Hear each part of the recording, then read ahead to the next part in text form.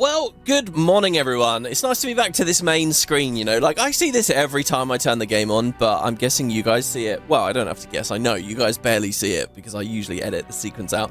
But today, we're seeing it for a very special reason, because it's time for a new adventure. So, at the end of the last episode, I already went through a recap of everything we've already done. I won't do that again. So, we're on the Peloponnesian War, which, as far as I know, now I've said this so many times, if I'm wrong about this, it's going to look ridiculous. But as far as I know, this is the other side of the Athens storyline. You remember Sparta was fighting us constantly? Well, now we will be Sparta. Build Sparta's might and lead its military against all comers, whether they be Greek or barbarian. This adventure is quite challenging and consists of 5 episodes. So I'm excited to see this. Now, my understanding of this, you know, of Sparta, very military focused, but also there's this phrase, like if you describe something as being Spartan, you're describing it as being very bare bones, very minimal, doesn't really have access to much, very, like, cleared away. And I think I'm going to take that design, that idea into the city itself, which I think the game kind of asks us to do. So yeah, we run through it. Now, I already had a sneak peek. We do get walls here, at least. There are some bonus things, and as well, aesthetics, weirdly enough. They unlock a bunch of them right at the start, which doesn't feel very Spartan to me, but hey, there you go. So anyway, the Peloponnesian War. And now we tell the story of the Peloponnesian War. Not so long ago... Get out of the way, you! Not so long ago, Sparta was the greatest city in the Peloponnese. Menelaus and his beautiful wife Helen ruled over all, and people were content. But then, Paris of Troy abducted Helen, and a great war broke out. Through cunning and strength, our soldiers won the war, but things weren't the same when Menelaus returned to Sparta. The city soon crumbled, and only a few ruins remain of what was once a glorious city. The time has come to establish a new Sparta on new land. The new Sparta will rise in glory and power, and one day eclipse the prestige of the old Sparta. So here we get a couple of mentions of things I do recognize a bit. We've got Helen of Troy, obviously, the Troy stuff. There's a movie about that, Troy. I don't know if you guys have ever seen it. I saw it for the first time. Like probably 6 to 9 months ago. It's a Brad Pitt movie, but it's got a bunch of like actors that I recognize from various British productions that I haven't seen in things like when they were much younger, which is kind of crazy anyway. So I think that's the story they're referring to here. This idea that there's going to be an old Sparta and now we're new Sparta. I just Googled this. That's why the music's gone, because I just alt-tabbed.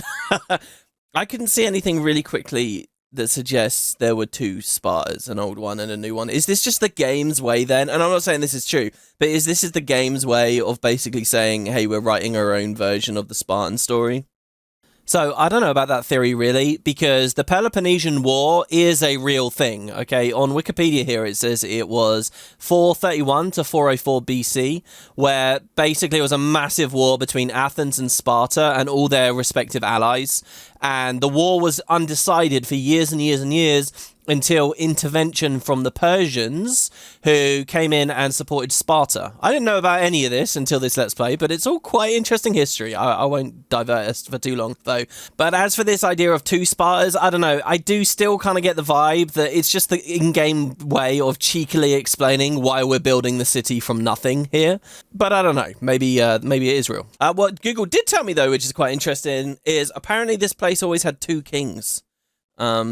I don't know how effective that was or anything, but yeah, that's kind of interesting. So down here, we have seen Beginner. I think the first thing we did was Beginner, then we did Mortal, then we did Hero, then we did Titan, and now we are on very, very, very, very hard. We are on Olympian, the toughest difficulty that there is.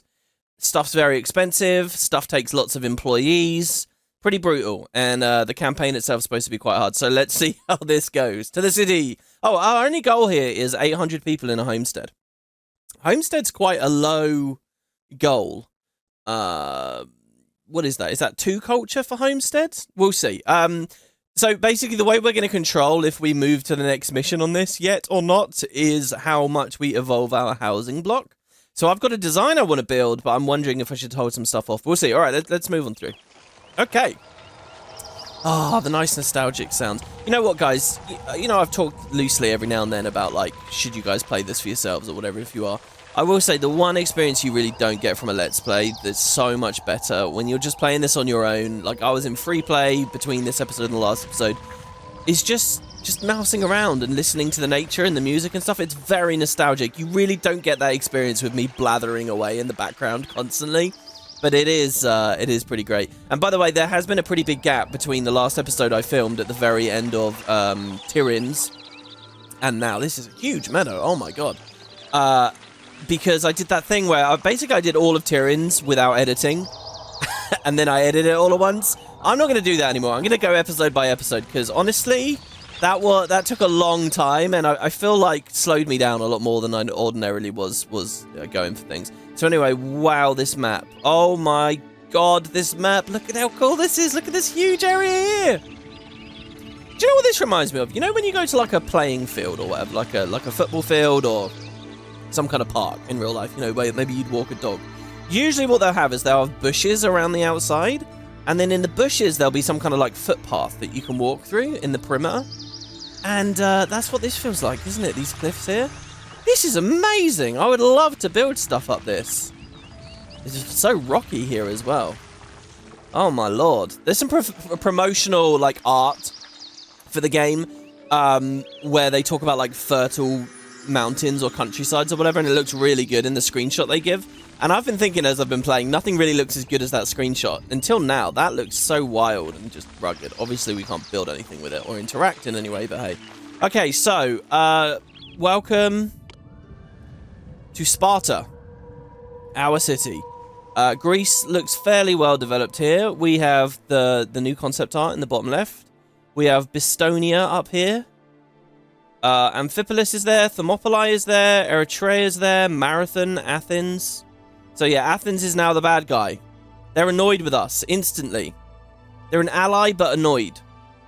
I cannot request anything from them, blah, blah, blah. So they buy wheat and wine, they sell marble and olive oil. Now, can I think back to our Athens campaign? Was that what we were doing? We were producing olive oil and marble? I think there was a quarry there, wasn't there? Or maybe I'm misremembering. We have Olympia. Nobody on Crete right now. Let me shift in the chair so I'm a little bit more comfortable here. All right, so, well, what have we got in terms of stuff we can do? I've noticed some boar straight away. Oinking away at us. There were some meadows. So what kind of industries can we deal with?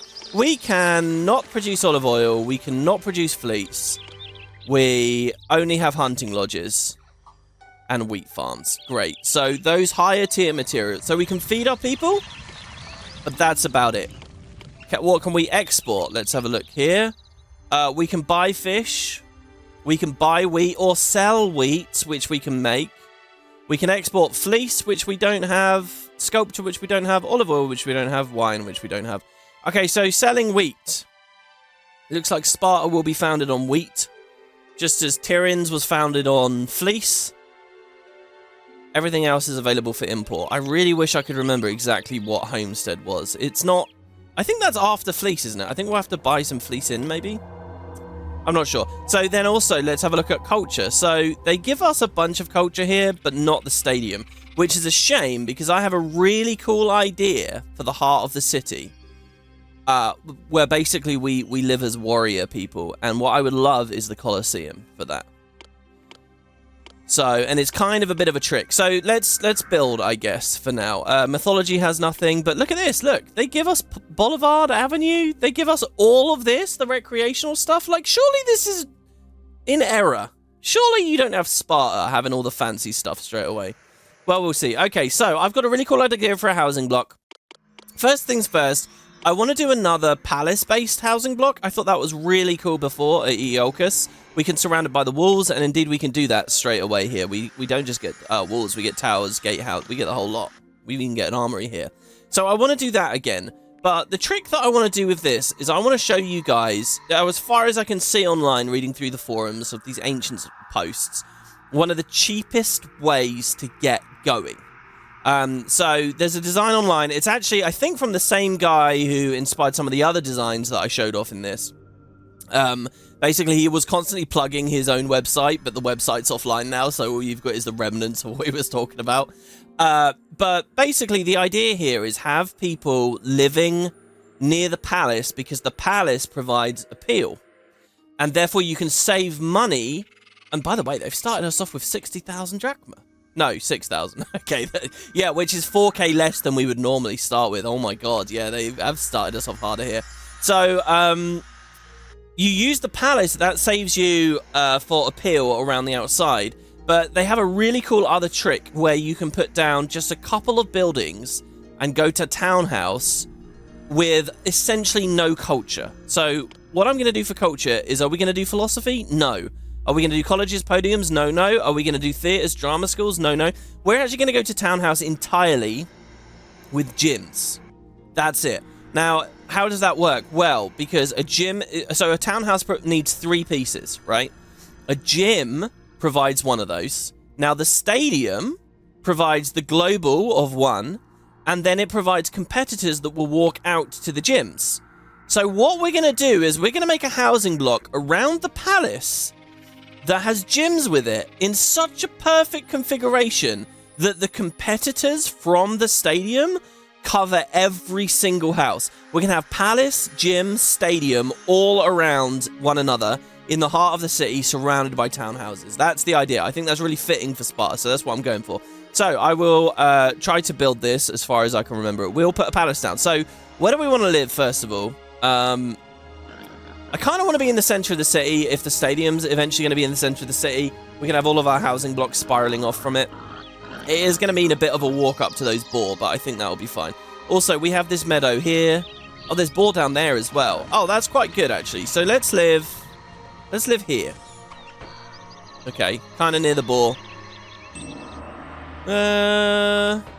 Let's undo that. Let's live up a bit in case we want to do like another housing block, you know, lower down or something. So let's go there. That's pretty central, and we can tell it's pretty central on the minimap here. Okay, so here is the technique. We are going to put a water fountain in here, and technically he recommended on his forum post doing 2 as insurance. You don't actually need both, but you can do both just to be safe. So, and that will soak a couple of jobs. So we're going to draw houses out alongside the palace like this, and it will be offset a bit, but we're going to go one further, because then in the center we are going to put our gyms down. So there's going to be another gym. There's going to be 2 gyms back to back right out in front of the palace, okay? And then what we'll do is we'll draw our roads, and I'm specifically putting the road in one a little bit behind the fountain here. You'll see why in just a second.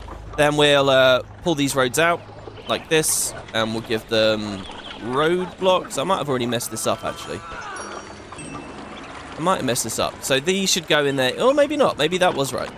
So we'll do that, and then we'll build houses all along the side, and we'll build houses all along the side here.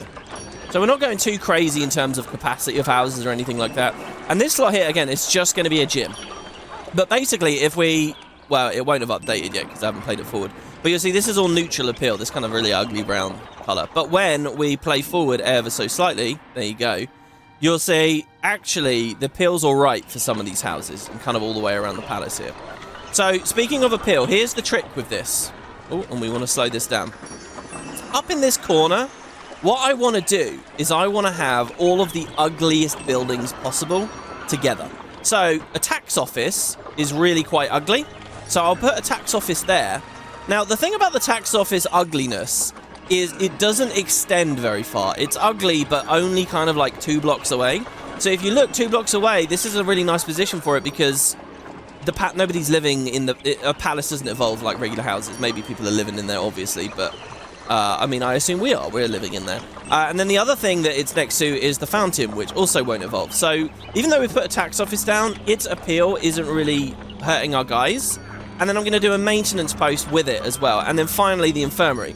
So what you can see here is what I've been doing a lot of in this playthrough, which is bundling like 2 2x2 buildings next to the 4x4 infirmary.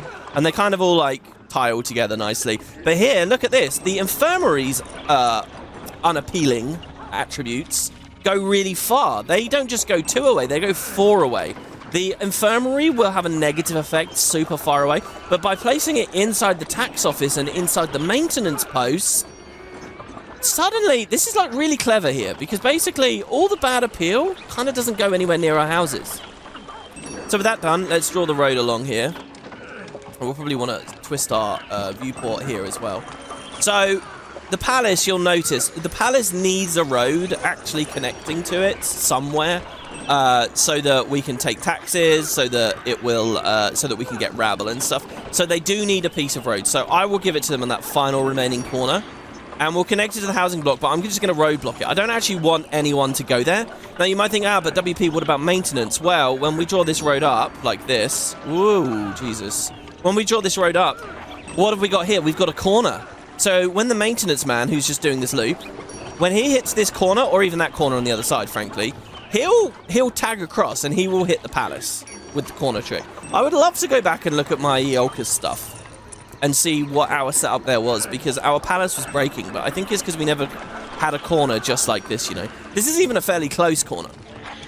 So then you got this hole here, and, you know, we could put a house in there if we like. I think he showed online that you could have like a watch. Any house that lives here is next to the infirmary, so it's not going to evolve very much. So you could put a watch post there, or anything you want, really. I might turf this out and then give it some park. We'll give it. So the idea here is cheap. Okay, we're trying to be as cheap as possible. We have to build a palace, so we may as well use it for some appeal. We have to build the infirmary. So that's the idea, right? We're not being wasteful with our expenses. Now, a watch post maybe is a little bit wasteful, but you know me, we may be having crime in just a second, so, you know, let's a little bit careful here. So then the only unfortunate thing about doing the corner trick here is we're kind of in a bit with the road. So, you know, we could put parks along here. Since it's available, we could also avenue. This would be the cheapest way of getting a lot of appeal. I mean, it's 120 drachma just to do that. But with the avenue in, we should be okay there. Now, on the back road here, we are going to put our Agora Central. And we will have a house on the side, a house on the other side. Actually, I spent too much money there, because what we want to do is get some roads coming out. Now, later on, we're going to be able to build a stadium, and the stadium will fit perfectly in here, okay? Now, the real magic of this design is that stadium. What will happen is the stadium will send out a competitor to go to the gyms, and as long as we have the roads, like, right up at the top of the stadium up here, sometimes they'll send it out here, sometimes they'll send it out here. And when we have two gyms like this, because it's perfectly in line, they'll send the exact same amount at the exact same rate out either side, and these guys will pass all of our houses. They won't come on the inside here, but that's fine because we only have the infirmary and the agora here, so there's no houses that they worry about here. They will turn this corner, so they'll hit all of these. Basically, everyone is going to go to townhouse now already. That's it. That's the whole design. Well, it's not the whole design. We get to put some more houses in, so we can put one in there using the corner trick. We might even get one up there. I'll try it. I don't think it's going to work, though. Now, these guys are... No space. I'll try. I'll see how those far ones go. Over here as well. Pretty sure you can have a house there. And I'm pretty sure you can have a house there. So this isn't his design exactly. This is just what I've remembered of it and tried to build. I think it's pretty close. I may have actually... I'm gonna say it. I may have improved by squeezing some more houses in here with the corner trick. I don't know whether I really have. We might find it's all strained. And yeah, we could get rid of the watch post. We could get rid of the fountain. This is already going to be a ton of people, and it's going to be pretty goddamn saucy. So we are set up generally. So Spartas. I have noticed I type so badly when I'm doing this, but you know why? It's because I kind of sit back a bit because I got a microphone in front of me. So I don't really look at the keyboard. And yeah, I don't have to look at the keyboard, but that slightly different position does change things up a bit. Okay, so now we got food to deal with. Now, I've built us quite near a meadow. Wheat! So I've been in free play a bit, and I've decided I hate wheat farms. They're really annoying. So I have gone into free play. I've built this block, and I've seen how it goes, right? With, oh, if you give it this much olive oil, if you give it this much fleece, how much of these things do you need? You're going to see I'm going to go really minimal with this. We're going to go really Spartan. But, you know, I've had to build, like, so many wheat farms to try to give these guys enough food throughout the year. And it sucked. Like, just a couple of fisheries. Like, I think only, like, 4, maybe 5 fisheries is enough to feed all of these people fully evolved, because the fish just come in at a nice pace. But wheat is awful, and yet wheat appears to be what we're going to go for in this adventure, because we're going to be exporting wheat, right? So, so hunting, though. Hunting is pretty good, as far as I can see. Hunting will give us food quick. And in Impression Games' own little guide for this, it's becoming a bit of a catchphrase, isn't it? They themselves actually suggest setting yourself up with some hunting and then getting the wheat in later. So I will, first of all, I'm going to do... Okay, and on this campaign, I'm going to try to have maintenance posts at the end of roads rather than the middle. Because, God, Jesus, at Tyrion's, so much stuff of ours was breaking. However, if we stay just on the end of the road, we know that any buildings we place will be safe, right? So they got a bit of a walk. Ooh, do you know what? We could hunt down there instead. Let's do that. Okay, this will be for wheat one day. This over here, however, this will be our hunters there. Oh, perfect. That's so good. So we can put a maintenance post there. And again, I actually can't remember. I think maintenance posts have low appeal. Let's play it forward and see. So there's now really high appeal here because of this avenue, right? It says they're neutral. So I think actually maintenance posts are okay to go next to houses. The guy online actually said he uses maintenance posts to, like, remind him that we're entering an industrial area, and most industrial buildings, like granaries and stuff, they have low appeal. Oh, by the way, the granary we're going to put up back here. It will go like stadium and then granary behind it. We'll figure that out. But so that's kind of what I've done here. We have a road leading out. I don't know whether one day this will be a housing block up here, so I'll just roadblock that for now. But okay, so we're going to eat boar for now. Now, there's boar here. There's also boar really high up. I don't want my hunters... There's boar over there as well. There's actually loads of boar. Should we do, like, 2 hunters' rows? Oh, by the way, the main road is here. I like it. It's so good along the river and the mountains. With the meadow up on these mountains. It's such a nice place. Oh... Do you know what? I'm constantly struggling in this game to do the exotic and fun and weird thing, or just the really efficient and satisfying thing. Alright, so whatever. I guess we'll go Hunter's Lodge. 1, 2, 3, 4. And no more. Now, even that feels excessive right now. But that will give us our initial food. And we'll put the food vendor down here with a granary. So this is stadium space here, technically. I can't remember how wide the stadium is. So I'm just going to build the... But what did I say over and over and over again? That I wanted the granary as close as possible to the agora.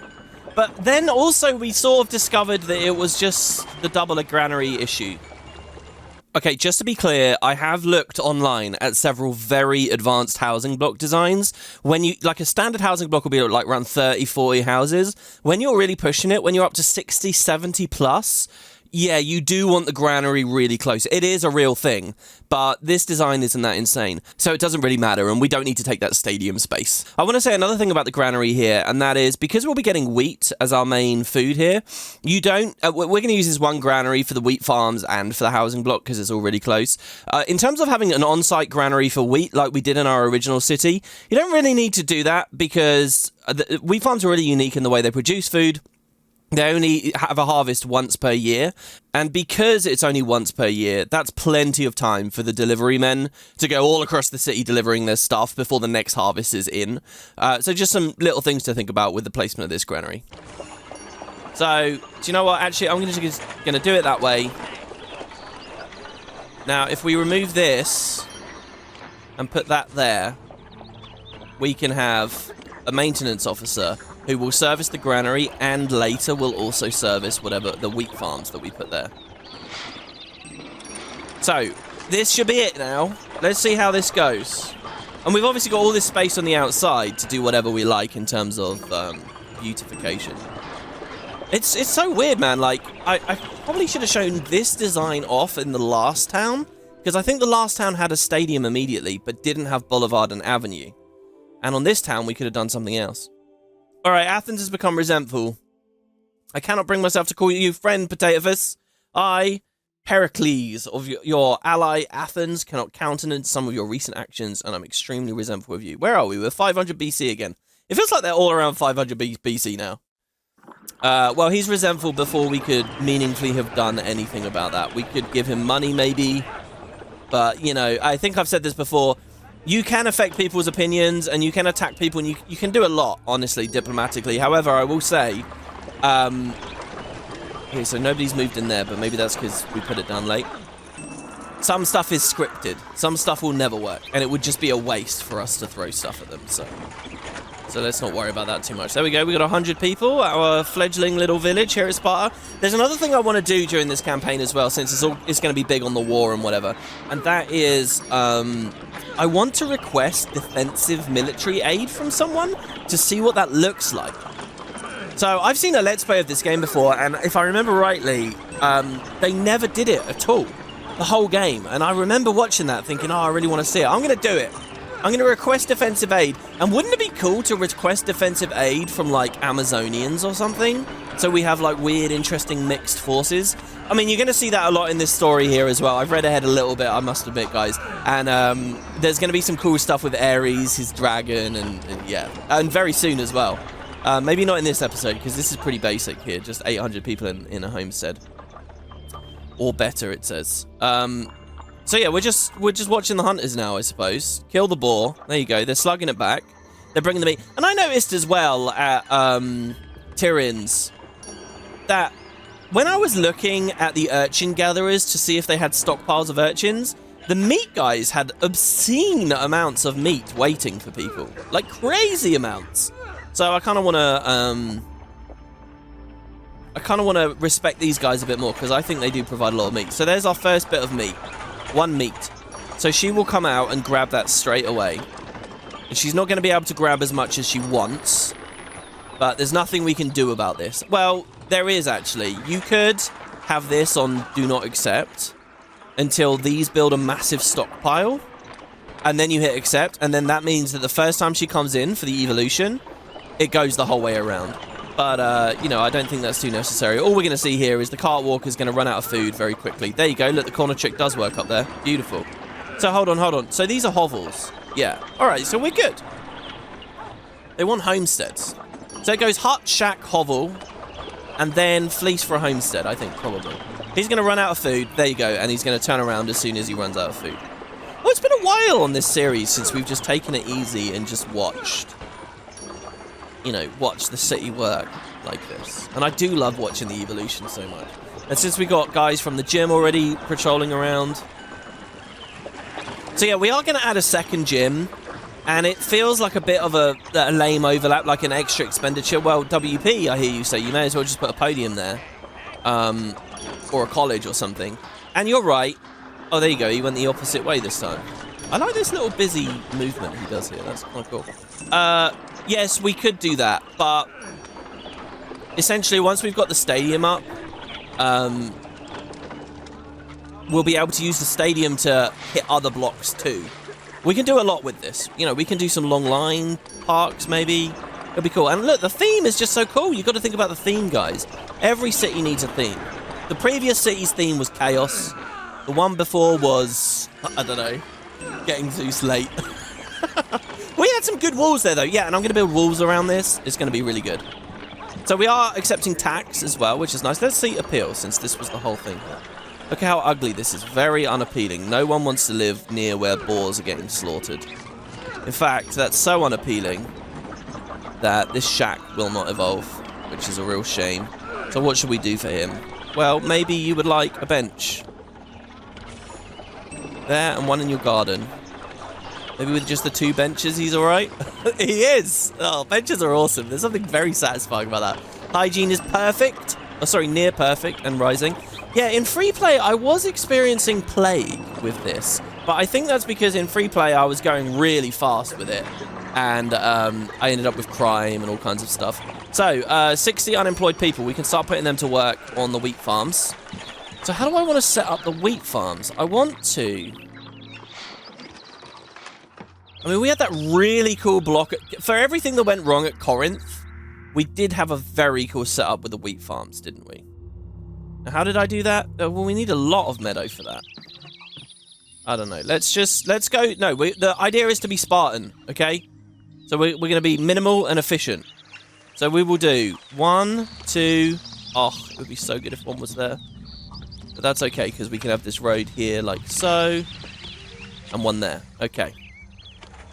So that is not too long for the maintenance man. That goes right up that road there. That's using the closest meadow we possibly can. So this wheat, as far as I'm concerned, is going to be all for export. Oh, he just stopped. But that's because he was bouncing back and forth and then he ended his patrol. So that's fine. So we still have 55 unemployed people. So we could do even more wheat farms. Look at this place up here. Oh, look at all of this. This is so cool. Oh, what would we even do there, though? Houses, maybe? Oh, the boar hunters are now traveling all over the place. We could put carding sheds or something there, eventually. Well, okay, I'm going to pause here. This is an interesting game in that I can play most of it one-handed. 62 unemployed. What else can we put them into for now? We could put walls and towers up and then just employ them in the towers. We could put a second gym in. I don't see any major issues with that. Sculpture studios. So can we buy bronze already and start sculpting our own sculptures? We can. Seems a little premature though, doesn't it? What is not premature though is setting up trade with the people who buy our wheat. So let's have a look. Let's go top down. Bistonia does nothing. These guys will buy fleece and wine, which isn't relevant right now. Okay, so Thermopylae is our first trading partner for wheat. And it's a trade post. And so I guess we will connect. Like so. And yeah, because I'm not doing offsite. I've said this before. I'm not doing offsite stuff with the trading posts anymore. It's too much aggro having to set getters and then swap it back to accept. Okay, so Thermopylae, I guess that's fine. It's on the main road. And I will sell you my wheat straight away. And hopefully they prioritize that. So then we will put a maintenance post. You know what? Having a big long break from the game where I haven't actually played it is probably quite good because I feel less scatterbrained here. So, you know, in terms of like we're actually putting maintenance posts down and stuff. And then what I could actually do here as well is we could roadblock this and just tell ourselves, okay, trade is coming along here. I might move it though because this is really good coastline.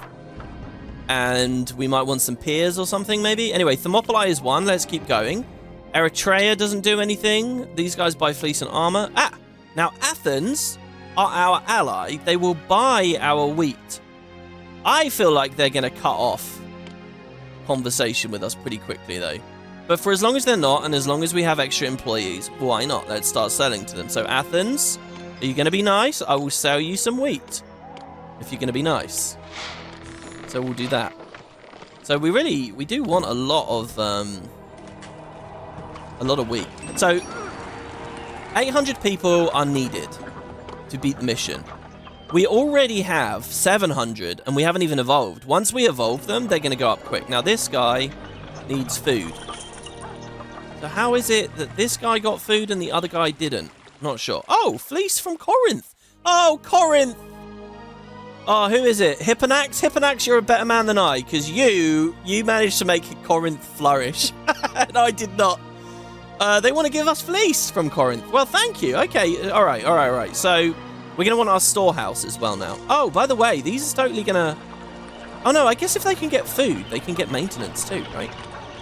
It's so good. I really, really like watching this. Oh, no. He has a high risk of fire. How is it he's getting his other commodities, but he's not getting his maintenance?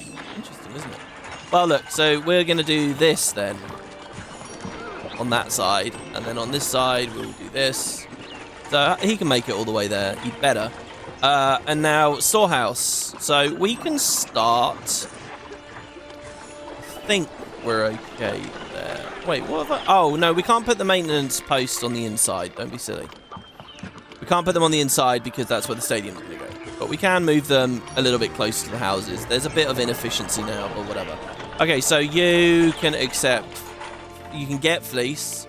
You can get olive oil. You can get them in quantities of 16 each. Do you know what I really like as well? I like the idea of an agora where all the vendors go to different places. Like the food lady, she goes out this way. The olive oil guy, he goes out this way. The fleece guy, he comes down here. Now picture that with a grand and agora, you know, and you've got like this big star shape of everyone moving off to different spots. There's no game mechanic that encourages you to do anything like that, but I think it's a really cool idea. You know what? If we're going to be Spartan, we should remove that, and we should put these here so that it's all under the same maintenance post. Now, being Spartan does not mean blowing our money like that, but hey, what do you want from me? I'm doing my best. There you go. So 16 and 16. Okay. Now, that hopefully isn't too long of a walk or anything like that. And again, I no longer believe it will be, having reviewed the previous footage. So I hope you guys are all doing all right here. It's been a pretty chill, relaxed couple of days for me. I've just done a lot of cleaning, sorted my tank out, fed my fish. I really love my setup at my PC at the moment, where you can probably hear in the microphone here my voice moving a little bit. That's because I can literally look over at the fish tank and sort of enjoy. Okay, it got set on fire. So we do need a maintenance post there anyway, so I could have kept the storehouse there anyway. And we needed the employees anyway. All right. What did I just say? That I'm less scatterbrained now? Well, no. See, look, they've got loads of meat, right? Look, it's got stored meat, 400 loads. So if you get meat now at the granary, will I see granary workers rush out to go grab it? Thank you for the fleece, Corinth. Like, I don't want to see that they've got this stockpile here. While that granary is good... Oh, here you go. Yeah, look, the granary workers are going. These two cart guys. So they will bring 16 back. Now, each unit of... So, the meat, right? When you see a slab on the wheelbarrow, like, we'll see 4 slabs on each wheelbarrow for 8, right? Each of those slabs itself is worth, like, 40 points or whatever. Because when we right-click, you'll see she's got 100 here. When it says that they're, like... 400 here. Oh, it's 100 each. It's 100 each, obviously. But I think that's different for different commodities. Anyway, here we go. They move past these benches. They'll bring the meat to the granary. Well, they only appear to be bringing 1. Oh, that is not what I thought it was. Maybe they do need local... Oh, I don't want to put a local granary there, though. I really don't, because she's going to start moving in all weird ways. Could we give them a back door, maybe? Yeah, it says the city doesn't have enough food. We know that it does. I really want this town to have... Oh, this poor boy never stood a chance. My aim is as good as Atalanta's. There's something about these guys that makes me want to click on them. Like a lot. Because I keep clicking... That line about Atalanta, I feel like I see all the time. Maybe I'm micromanaging and I'm obsessing over nothing right now. Maybe it's fine. An on-site granary accepting would move it all from this into that. And then these getters would shift 8 times the load. See, what I would love to do is have an on-site granary set to empty, such that these guys dump it in there and then these workers shift. That would be so good. But hey, now, in terms of food production, we have enough for 2,000 people. We just got to get them there. We could give them the back road. I mean, is it going to be that much faster, though? I mean, she is grabbing that stuff so quick. All right, let's just try it. I got to try it. I know we swore not to do it, but we've got to learn how the game works here. Right, so these are just accepting. So what I expect to see now is that these cart workers that are running all the way along. Oh, they're accepting. It's accepting the wheat, the first harvest of wheat. But I don't want it to do that. I want to sell the wheat. So we're going to empty that of wheat. And we're going to... Well, there has any, but just... You know, just because... There we go. And oh, actually, look, they skipped this granary. Never mind. That's just completely unrelated. They're going to sell straight away. Good. So we're not even in debt here. Very nice. So yeah, look, these car workers should now move quick. And they'll plonk it all in there. And then these getters... Do you know what? Let's do it this way. Let's just unemploy that granary. Let's have her walk down there. Because she gets all these guys, all the Milo guys, like, totally, oh my god, radical, there's like 16 of us. She brings a lot of people, right? So it's a bit of a walk for her, but I have faith that if she can, yeah, like, she took all of that meat all at once. Because I don't want to see Diva... Look at this. Look at all these guys. There you go. Look, plague. See, I told you guys. There's something about this design that causes, you know, poor hygiene. And I'm not sure what it is. But in terms of, like, True North and stuff, you'll notice this design is irrelevant. They're going to leave on the same road that they enter in general. I'd like to not have to add another guy for hygiene. Maybe it's a question of... It's not a question of employees. Oh, but it might be a question of food. Because you know how the whole hygiene thing, it basically says, like... Did people eat well? See, here, look. Oh. Oh, that's interesting. A healer only passed by here. Oh, look. There is a forced walker issue going on here. He leaves, skips the roadblock, and spins around like this. This design actually doesn't work because he is in the wrong spot. So how might we fix that? We want a path to the palace. We could roadblock that bit as well. We could fully roadblock the thing. So now he won't leave there. So now, and we still have our corner that the palace will still get rabble. No, the palace won't get rabble if we do that. So that won't work. Interesting. Now we could do it on this side, but that's still not going to be his priority to leave. Oh, the infirmary, this is just bad. This just doesn't work, right? All right, I'm going to edit and think. Okay, the only way I can see to fix this, okay, is we have the spare fountain. So if we remove the spare fountain and if we remove the watch post, let's swap our viewport here, okay? Because these were both essentially unnecessary. And ideally, we would have put houses there. But with those removed, what we can do, we will also clear this park and this park. Now, what we can do is we can take the maintenance post and we can put the maintenance man there. And then what we can do is we can take the tax office and we can put the tax office here, which now is kind of closer to houses, which is a bit of a shame. Oh, wait, not exactly there. Now what we do is we move the infirmary one tile over, which is now close enough to affect these guys a bit, but they're on the outer ring. We can have cool stuff there. So, but importantly now, the infirmary does not touch this little thing by the palace. We'll give the guys at the palace a bench. It doesn't really affect anything. And now the tax office. See, this is now unfortunately like a 3x3 or whatever. It's all now awkwardly... Well, hold on. If we shifted the infirmary right over, we could reclaim some of that space. All of these guys would be getting majorly affected by its appeal. The appeal aspect of this would be kind of not operating anymore. But, I mean, what else am I going to do there? It's just a tiny little slit of road now. So, okay, so... They're somewhat unappealing now. Yeah, we're still using the palace for appeal. We're still being Spartan about this. This is still alright. Corner trick still satisfies all of that. So there's really nothing that can live. Let's do a single Corinthian column. Does that look alright? It's weird, I'll admit that. Actually, I kind of like this. If you look, the colours kind of match the colours of the palace art here. See, look, that was totally planned, guys. Beautiful. Actually, to be totally serious here and give props where it's due, there's probably the fact this works and looks alright.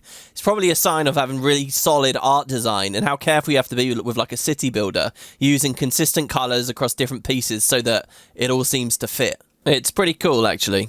Okay, so then we have space, and what we can do is we can say tax office again, deep in there near the agora, and we can say. Wait, hold on. Can I put a house there now? Because there's a corner. Let's see. 1, 2... No, we can't. That's too far away. No one can live there. That would be amazing, though, wouldn't it? That would be the coolest thing ever. So, yeah, we got this weird gap. Oh, all right, look, if there's going to be a weird gap like that, I think for price, a gazebo is the best thing you can do in a 2x2. And that just looks pretty cool, doesn't it? It's such a shame there's not a 2x3 in this game. That would be so nice for a situation like this. So then, I suppose he is most appealing I don't know. We'll put him there. Oh, and then that road could have been Avenue or something. I don't know. And then we'll do 2 Corinthian columns for him there. Okay, so in this way, we still have all of our services. We still hit the we still hit the palace, and most importantly, this weird little kink in the road that we have, which will be used for the stadium walkers, that will also all still work. And they'll have a competitor past them and everything. So there you go. So we have 1 bonus house now. We have 1 what we've lost is a spare water fountain, and what we've lost is the watch post. But in exchange, we've gained a house. I mean, actually, I could just put a watch post back down there. And that again would... Yeah, let's do that. I like watch posts. See, because no one wants to live near the tax office anyway. I mean, they've got a gazebo and the column and stuff, so they would probably evolve. But there you go. So, we went, just into debt on that. That is a real shame, isn't it? But we should be selling wheat. I really hope that those wheat shipments come in. Corinth, thank you, guys. Oh, my God, thank you. All right, now, how's our food situation doing? Unemployment is at 14%, but it no longer thinks that food is bad. Look, the granary is filling up correctly. She's collecting more than enough. It's kind of like a pyramid, you know? A production building can't move that many goods. A storehouse can move way more, 8 times. And a vendor worker going to and from the thing can move, I don't even know what the maths is on that, some obscene number. And then the Agora walker can move, like, potentially infinite, you know? It's like a pyramid of, like, distribution. The closer you get to the houses, the more goods can get thrown around. That is cool. I like this. This is really good. We've definitely tweaked the design a lot now, but look at all these extra houses we have. This is amazing.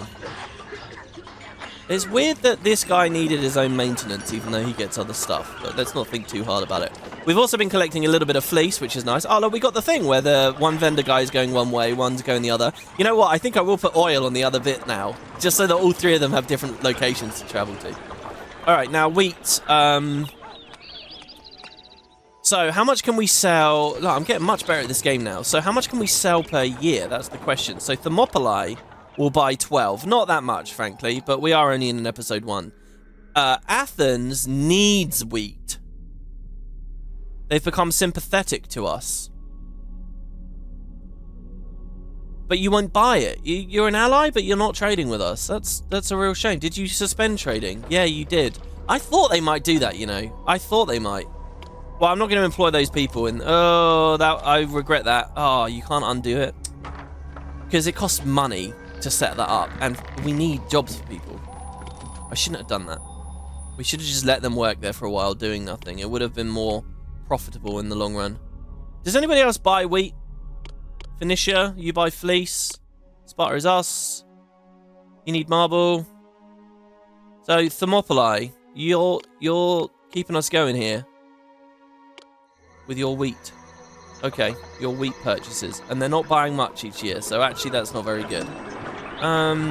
So at any point now, we can start importing fleece and just end the episode. How many wheat farms is enough? Well, here's what I'll do. I will find jobs in wheat for all these people here now. So each farm takes 10 people, and we have 93 plus 100. Oh my god, we got a lot. We can put, okay, I'll put 10. This seems like too much, but I will put 10 wheat farms down. Ready? 1. You've done that so ridiculous now that you're going to create trouble for yourself, haven't you? So put that in there. Okay, 1, 2, 3, 4. All it is aligned.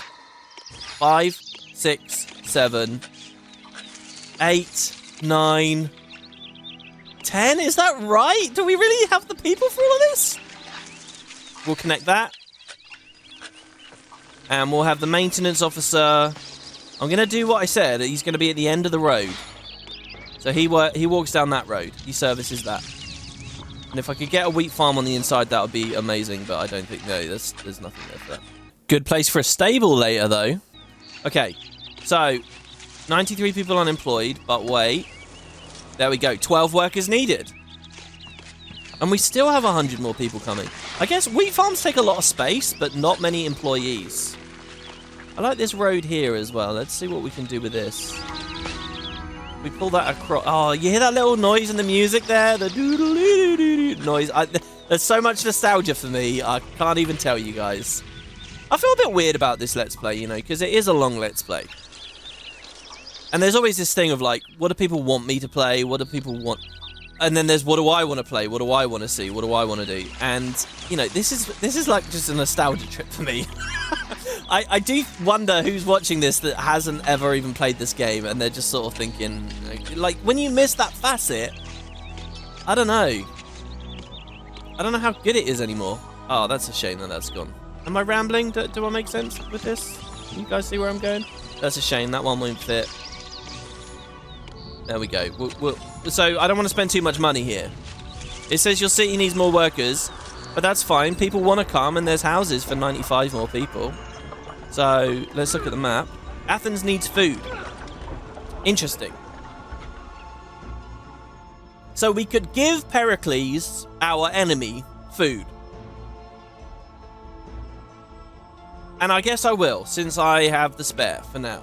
Oh, and they reopened trades. Oh, that's cool. Okay. So now the final employment will be people here selling the wheat again. All right, I'm pretty happy with that. What we've got here is a good setup. We've got maximum exportation going. Good amount of people coming in to work these jobs, which there will be in a second here. You know, there's something interesting mathematically going on in the background of this, which is like right now with 91 workers needed, because I placed these, did it just balance everything? Like, has everyone lost a couple of employees now? Yeah, they have, look. It's like a really fluid marketplace. Like, some granary workers have now gone to work here, you know, like skeleton crews.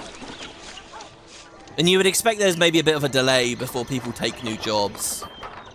Yeah, the trading post guy is going crazy. It's such a shame, that cheat engine thing, man. I might look into that again. I'd love to do a thing. I'd love to have this looking as accurate to what it used to be like as possible. And you'll see in those screenshots, like those promotional screenshots that Impressions released, we're pretty damn close. We're only slightly more zoomed out than those old shots would have us be.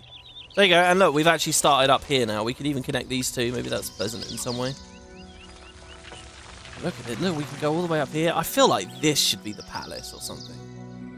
Look how hard it's going to be for an invading army to get up there. Not that they simulate uphill struggles. Also, yeah, how many boar are we getting through? Because we could supplement with some more meat if we really wanted. But I think we found a good balance here. Like a really good balance. The granary's always got just enough meat in it. There's not any really stored in these houses. Athens regards us more highly, thank you. The wheat guys have got a bit of a walk, but, you know, that's how it's going to be. There is, by the way, you know how in the previous adventure I was going on and on and on about urchins? And we hadn't seen urchins for ages, and then finally we did. By the way, I'm a little bit worried about this, so let's do that. So he definitely walks in every time. I feel like these would be prone to fire, and this guy can walk like so every time. There is another commodity still that we haven't seen. We have traded in it. I won't say what it is. There is something, though, that we were messing with, and we trade with it a bit, but we've never seen it actually be produced. We've never built its building or seen its workers. So, see if you can guess what it is. And I'll give you a hint. It's an easy building for Impressions to implement, because it doesn't need much art. For example, these wheat farms don't have walkers associated with them, right? They're actually pretty boring buildings in that they don't send someone out to go do things. Carding sheds and stuff are all amazing. They've got all these different walkers associated with them, but wheat farms, no. So think along those lines. Anyway, so my most ardent friend, you want some money? 450? I have the money for it, so I will say yes. And I think we're just about, now that we've stopped building... Yeah, look, we've got a guard walking around and everything. So I think the guard mechanic, it shouldn't be just that they beat up criminals. It should, like, lower the chance for crime. I mean, maybe it does, actually. Let's see, watch post. Watchmen patrol in the city streets, keeping unrest in check. To build one, blah, blah, blah. It must be built along a road. As watchmen pass by housing, they reduce the chance that any of the house's residents will become outlaws. Wow, they do that. You can see your watchmen at work by clicking on the See Unrest button. You'll see your watchmen along with the city's noblemen and any outlaws. You'll see... Oh yeah, noblemen I don't think are around when unrest is really high. The higher the column, the higher the chance. If a watchman runs across an outlaw, then he'll promptly apprehend the villain and remove him from the city streets. Is that what they're saying? Oh wait, watchmen will attack invaders as well. So they do that. But the lightly armed watchman is usually ineffectual against an organized, trained army. So when we see unrest, unrest is very low. So this was worth having down, just to keep unrest in check. By the way, hygiene should be good now. Yeah, all right. We just had to modify this. And these guys will want a little bit of extra beautification. But to be honest, they have it, because I gave them the avenue there. A gift of fleece from Corinth, or 5 skeins of fleece. Thank you. I'll be buying that from you very soon, Corinth. Look at this. So here's the harvest, right? It's July. My favorite thing about village life and going out on walks in villages is if you, like, incorporate a field into, like, your, you know, your daily walk or whatever. It would feel so different in different months, you know. You can literally watch the crops grow. I don't know where it is where you guys watching this live, but in the UK, most farm, like, fields have footpaths, you know, pedestrians can go through them. And, you know, one month you'll be wading through with, like, waist-high, you know, crops. And you watch them go yellow, you watch it all get harvested. It's so cool. And I was always surprised by the months that fields ended up barren. Like, yeah, it might seem like July's a bit too early, but no, I guess I don't know anything about farming, but I guess depending on what you're doing, the month can be quite early in the year. So there you go. So, yeah, I would say we have a lot of wheat. That's really satisfying. Oh my god. All right, so with the wheats, definitely okay. Now, excess wheat can start going in the granary. I will allow you to do that. So we definitely have food. This is really good. So the traders will buy as much as they can every year. Should we speed through 1 year to get a bit of money? Or should we just start importing the fleece straight away? Actually, I think it doesn't matter, right? Oh, but I do kind of want to stock. No, it doesn't matter. Let's just do this. So we're going to buy fleece, I think, from Corinth. Corinth sells fleece. Yeah. So Corinth. I like that fleece. You got any more of that? So we'll put that down. 57 workers needed. Oh, we went into debt to build that. Oh my god, yeah, I really shouldn't have replaced it. Thank you, Marathon. It's nice to know, even at the hardest difficulty level, people still give us those handouts. I feel like that's probably one of the reasons this game's easier than the other ones. Like, I don't know, maybe the devs should have reduced the amount we get as helping hands each time. So we will import fleece. It only costs 60 each. Oh no, that's the limit. Sorry, yeah, it only costs 60. Sculpture. You know what's crazy? What's crazy is we could buy bronze from these guys. We could turn it into sculpture already, and we could make a bomb of money. We could make so much money right here, right now. But it would mean not evolving our guys. I probably have too many wheat farms now, actually. If we'd held off on these wheat farms and instead spent that employment overhead on a sculpture studio, import a little bronze, sell the sculpture back, that would have been a money-making machine. Look, we could have put it right up. In fact, do you know what? I'm going to do it. One sculpture studio. Oh, they'll want a storehouse for the bronze.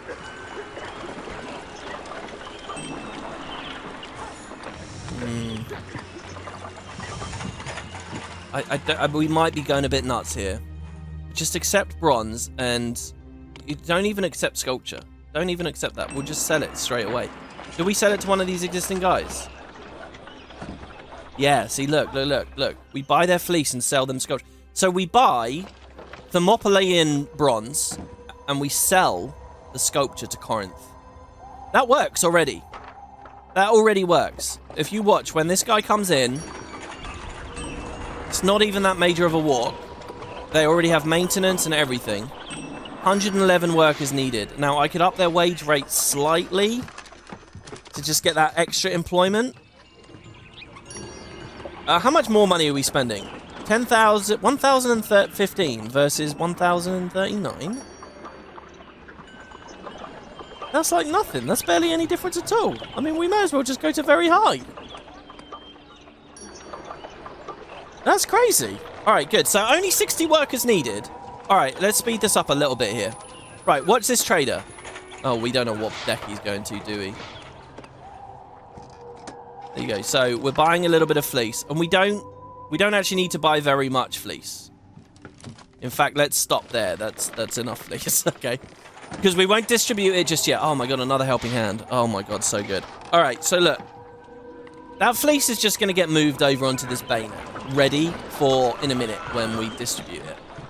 Meanwhile, I want to watch this bronze come in. So, let's speed them along. I feel like I should save. I'm really nervous. I think we're alright. Look at that. They're just taking our wheat. We're getting so much money. Where's the bronze? Oh, I didn't click buy. Whoops. Alright, here we go. I can't believe I didn't click buy. What's wrong with me? So look, we're full of fleece. The fleece is full actually now because we only have a bay of 16. Yeah, perfect. Okay, so look. Bronze comes in. Oh my god, we're full of wheat. We got a bit of a backlog now. There's too much. Does anyone want... Oh, hold on. We could just give the wheat away. These guys are congenial. Would you like some wheat? Only 8 sheaves. We give them a lot more than that. Corinth, you were buying my... No, you're not. Thermopylae was. Athens was as well. They're congenial. Well, I'll give you wheat as well. Since we're giving it away, where's it being taken from? I don't know. It doesn't seem to think I've got very much. Maybe we put a storehouse down. I don't want to spend too many more workers. We're just trying to do this cool as hell sculpture thing. So you can accept the wheat there, and then that wheat there will be what we use for the game to detect how much wheat we have when we're giving it away. So look, oh look, he's buying even more, and look, I'll give you even more. Okay, so we're making friends here. We're making friends with Athens and everything. Still not buying the bronze? We are buying the bronze. But the bay is full of wheat, so what? Athens needs food? Yeah, you can have it.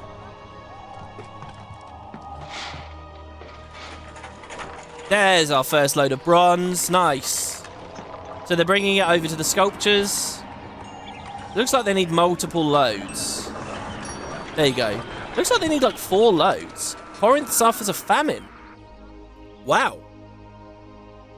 We don't experience famines as a mechanic.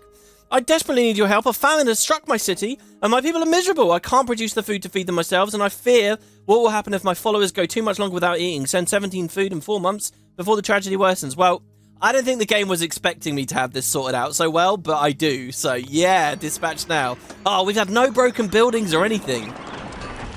So there you go. So the sculptures guys are making their sculpture. There you go, and then they'll go and sell it. So look, we have sculpture exportation going on now as well. We got so much wheat. That's all the extra employment from having a well-designed housing block for you guys. So there you go. So now that industry's running, let's distribute fleece to the people, and that'll be the end of the episode. And then hopefully in the next one we'll have the stadium, and I swear to God, guys, all we have to do is put the stadium down, and everything is sorted for this whole block already. Here you go, look. She's done the maximum amount of fleece. Now, we want to start buying fleece again now, but now that we've been selling it, now that we're selling sculpture, it will easily... 60? I mean, come on, we can get... Look at that, you import 6 fleece at once. So 6 fleece is... So 1 sculpture is worth 60 fleece? Am I reading that right? Even more? It's really good. Yeah, wait, isn't it 60 times 6? It's crazy amounts. Look, let's actually watch them buy that sculpture. Take that sculpture off. Oh. Population milestone, 1,000 people. Oh, I want to watch them evolve. There we go. Look. Up they go. So you might be wondering as well, okay, we're buying the fleece, fine. How many carding sheds would we need for this? For all of these at max value, how many carding sheds? The answer to that question, guys, considering we've got all this for food, the answer to that question is 2. 2 carding sheds. That's it. And you might wonder, well, how many sheep, WP? You need 8 sheep. That's it. Remember, each carding shed itself is 8. Sparta is growing, and soon our power will be unrivaled in all of Greece. Before we can attain that height, we must first acquire some resources that our city lacks. Of course, there is a certain Athenian quaintness to trading for the items, but leaders we trade with tend to think we owe them other things as well. Really, why should trade relations have anything to do with helping them through a famine or plague? There must be a better way. That's awesome. They're having so much fun with this dialogue, aren't they? That's so cool. And that sort of builds into the charming, sort of fun aesthetic of this game. So yeah, 2 carding sheds, and with the extra carding shed, you don't even need to add any more livestock. Let them breed or whatever, that's fine. But the numbers are incredibly low, like insanely low. So that's what I hoped to demonstrate here, but we might just end up importing all of that stuff anyway, as we just sell a ton of wheat, so I don't know. But anyway, wow, that was a really satisfying episode for me. I hope you guys enjoyed, and I will see you next time for our continuing story. Next one's a big military one, and I believe we're building a thing to Ares straight away. Oh, did I mention? The other thing I love about this palace design is whenever a god comes to visit us, they will be instantly in a really cool housing district, which we saw a little bit of at Iolcus, but this is like our main district this time too. So anyway, thanks very much for watching, guys. I'll see you soon. This seems like a pretty good episode. So the bonus section today is not going to have a Walker dialogue on it. I wanted to do something a little bit different. So earlier on in the series, you'll remember we opened the manual and we read, I basically gave you the gist of what most of the manual is. The first 185 pages of the manual is a story where you're witnessing Democrates learn as Muse Calliope teaches all about, the game mechanics, and it's in this really cool, like, RP flavorful way. Well, I did mention back then that there was another bit of the manual I wanted to get to. I wanted to save it till later in the series here, because then people will actually be a bit more interested, in some of the behind-the-scenes stuff. So here's some designer notes. So this, like I said back then, it's essentially like what you'd expect to be on a blog post online these days, but of course it was in the manual. And I don't know, I just find it really fascinating. So, they've got 2 different people. I described this as an interview in the previous video. It's not an interview, really. It's just, a little piece about them. And it talks a little bit about how this game came into being. And what's so cool about it is, it's a glimpse of video game design from an earlier era where budgets were not so massive, teams were not so massive, simple ideas and simple executions could go further. And it almost seems like a flippant decision, the way they describe wanting to make this in the end. So, which kind of runs counter to some of the other stories I've heard, that they always wanted to do an Egyptian game, a Roman game, and a Greek game. But hey, so yeah, listen to this thing on the designer's notes. I just find it really interesting. Ever since a brief bout with insomnia introduced me to Xena the Warrior Princess late one night, so here's our reference to Xena the Warrior Princess, which I have a few vague memories of, I've known it was getting to be time to create a game about the heroic age of ancient Greece. One of the biggest challenges facing any game developer is ensuring that the themes, characters, places, and things in a game are easily understood and familiar to players. It's crucial that interaction with the game world be intuitive, while at the same time the game must provide a fresh and interesting gameplay experience. The heroic age of ancient Greece had this to offer, and more. Of course, this game would be somewhat historical too, but what's so enjoyable about this setting is that the line between history and mythology, between fact and fantasy, is completely blurred. In fact, there is no line. Now, this quote here, this is really instructive to the rest of the series. The whole way through, as I'm playing it, that you're always asking, okay, was this actually a real thing, or was this just a mythological thing? You go to Wiki and you really don't know whether it's one or the other. And they just kind of embraced that and said, well, let's just make a game and say it was all true. And they describe this in a really cool way. They say, in the Greece of this period, every event, every place, every rock was invested with mythological significance. The Greeks of later eras certainly associated the heroes of their path with earlier Mycenaean civilization, but they had made no distinction between history and myth, and to suggest such a thing would have seemed ridiculous to them. When an amateur archaeologist and excavator, Heinrich Schliemann, I think I've said his name right, discovered the lost city of Troy in the 19th century, that sounds like a hell of an event, by the way, he did so not with a historical atlas tucked under his arm, but with a copy of Homer's Iliad. Even today, and what an anecdote that is, much of what historians and anthropologists know about the activities of the Mycenaeans is drawn from such sources, and not from contemporary histories of the day.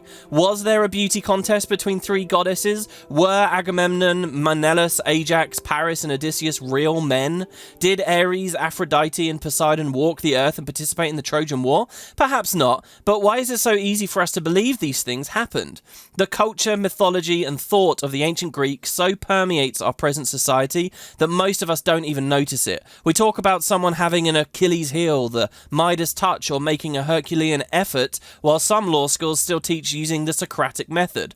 Perhaps these gods, monsters, and heroes have become so basic to our collective imaginations that it doesn't require a great mental leap to believe in their coming to life right before our eyes. And that's what brings us to Zeus, the Master of Olympus. Despite the phenomenal success of our past city building titles, Caesar 3, Pharaoh, we knew that with Zeus, we needed to make a departure from the realm of pure history, or we'd not be doing justice to the ancient Greek setting. It's not that there isn't a wealth of fertile material to be drawn from the manifold contributions made by the Greeks to culture and history, but the antics of the gods, monsters, and heroes of Greek legend are so central to what ancient Greece means to most of us that we knew that had to take center stage. And to make this game really sing, it needed to be a lot less serious than its predecessors, take a bit less time to play, and to be much more forgiving on the player.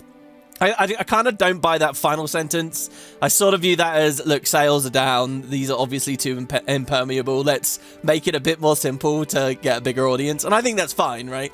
The player's role in the game world also needed to be dramatically different from what it was in Season 3 or Pharaoh. Ancient Greece never came close to being a single unified country with a single leader, as were Rome and Egypt. It has been estimated that there were over 1,000 wholly separate and autonomous city-states in the ancient Greek world, each testing its own form of government and jealously guarding its independence. Some historians consider the fact that ancient Greece was never truly unified to be an indication that Greek political thought was not as advanced as others would like to believe, and while some point out that without the intense competition driven by this environment, democracy may never have been born.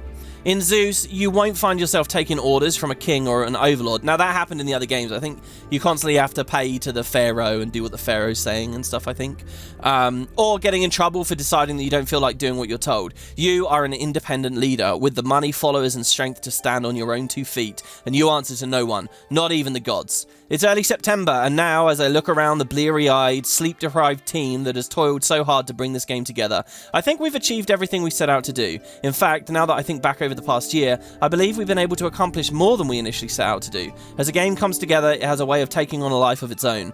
Before we know it, we're taking orders from the game itself, so to speak, and in this case, we have to do what we're told. I speak for the whole team when I say it's my sincere wish and belief that you have a fun, challenging, light-hearted gameplay experience in Zeus that your whole family can enjoy for years to come. It's funny they even mentioned, oh, it's a family game, you know. So this is Chris Beatrice. Hopefully I'm saying his name right. He was the head of Impressions Games at the time.